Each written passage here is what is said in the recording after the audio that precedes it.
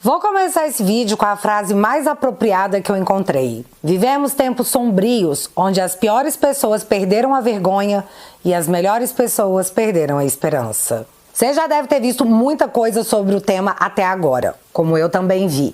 Mas como tudo é confuso e se trata de muita informação, eu decidi resumir a história para que você entenda em definitivo os fatos que rolaram para que a situação chegasse até aqui. E uma vez entendido, eu vou contar como que o mundo está reagindo a isso, como que o Brasil está reagindo a isso. E olha, tem coisa que não dá para simplesmente dizer que foi no calor do momento. Fica até o final do vídeo que você vai entender o porquê dessa expressão. E se chocar com ela. Antes da gente comentar o que aconteceu no sábado passado, eu vou ter que te contar uma história. Vamos começar lá atrás, muito lá atrás, nos tempos de Abraão. Abraão tinha origem semita e vivia em uma cidade suméria há mais ou menos 2000 anos antes de Cristo. Na época era comum os sumérios adorarem vários deuses, que em troca retribuíam com presentes e graças.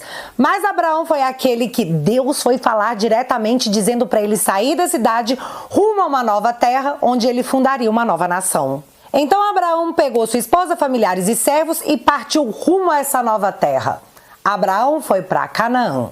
Ao chegar em Canaã, ele se deparou com uma terra deserta e, não conseguindo se estabelecer por lá, ele continuou andando, rumo ao Egito. Após uma passagem meio que turbulenta por lá, Abraão acaba por retornar para Canaã, a terra prometida. E dessa vez sim consegue se fixar e começar o que podemos chamar de povoado, através do comércio de animais e relações com outras pessoas. Durante um tempo longo, Abraão viveu bem em Canaã. Porém, até esse período da história, Abraão não tinha conseguido ter filhos, o que para a época era uma espécie de maldição, já que os filhos eram vistos como um sinal de prosperidade. Com o passar do tempo, sem conseguir engravidar sua esposa, Sara, a mesma decide que Abraão deveria ter um filho com uma de suas servas, para que a linhagem de Abraão prosseguisse. E assim aconteceu. Abraão engravidou uma serva de Sara e nasce seu primeiro filho, Ismael. Tempo após o nascimento de Ismael, o improvável acontece. Sara acabou engravidando e assim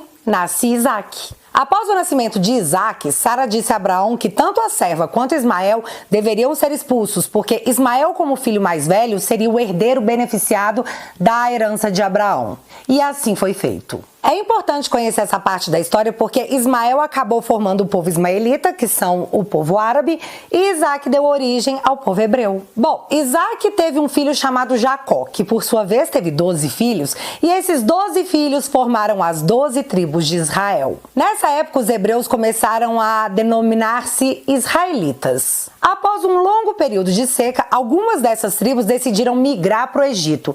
E aqui eu vou resumir muito essa parte da história, senão a gente não vai avançar. Mas o povo hebreu, ou israelita, que chegou ao Egito, acabou escravizado pelos egípcios. Esse período de escravidão foi longo, chegando ao fim com a vinda de Moisés, que também foi procurado diretamente por Deus para que ele levasse seu povo de volta para Canaã, a terra de Abraão. E assim mais uma vez foi feito. Príncipe do Egito. Todo mundo assistiu, né? Porém, quando o povo hebreu retornou para Canaã, não havia apenas as demais tribos de Israel que por lá ficaram. Muito tempo se passou e outros povos fixaram moradia naquelas terras, como os filisteus e os cananeus. E aí guerras e conflitos aconteceram durante um longo período, até que os israelitas conseguiram retomar uma parte grande da cidade e novamente dividi-la entre as 12 tribos de Israel. Assim pararam as tretas? Não, porque as 12 tribos também começaram a brigar entre si. E para que os conflitos fossem mediados, eles pediram ao profeta da época, Samuel, que acendesse um rei das tribos de Israel, para que os conflitos terminassem. E assim, Samuel nomeia Saul, que se torna o rei das 12 tribos de Israel. E após a morte de Saul, Davi chega ao trono. A história de Davi é bem longa, mas o que precisamos frisar aqui é que foi no reinado de Davi que Jerusalém foi estabelecida como a capital do reino. Após a morte de Davi, seu filho Salomão chega ao reinado. O rei Salomão foi aquele conhecido por toda a história como o mais sábio de todo o mundo. Foi no reinado de Salomão que foi construído o primeiro templo em Jerusalém para que os hebreus, ou israelitas, pudessem contemplar Deus. Só que após a morte de Salomão, as coisas voltaram a desandar. E assim o reino foi dividido ao meio, dando origem ao reino de Israel e ao reino de Judá.